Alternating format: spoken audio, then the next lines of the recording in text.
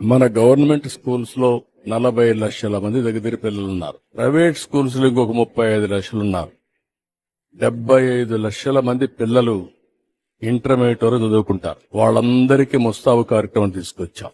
దీనివల్ల మీలో ఒక సెల్ఫ్ కాన్ఫిడెన్స్ పెరుగుతుంది, ఆత్మవిశ్వాసం పెరుగుతుంది. రెండోది నాయకత్వ లక్షణాలు వస్తాయి. ఇప్పుడు మీ స్టూడెంట్స్ నే పెట్టారు, ఎవరు మీ టీచర్ సెలెక్ట్ చేస్తారు, ఎవరు బాగా ప్రిపేర్డ్ గా ఉంటారో అలాంటి వాళ్ళని మీరే లీడర్స్ గా పెట్టుకుంటున్నారు. మిమ్మల్ని చెక్ చేస్తున్నారు. చెక్ చేసిన తర్వాత మీరు గాని సిద్ధంగా లేకపోతే మళ్ళా ముస్తాబు సెంటర్కి పంపిస్తున్నారు. అవునా కాదా? ఈ రోజే ప్రారంభమైంది, అంతేనా? ఇంకా కొత్త, ఇంకా రేపు ఎల్లుంటికి మీకు ఒక అవగాహన వస్తుంది.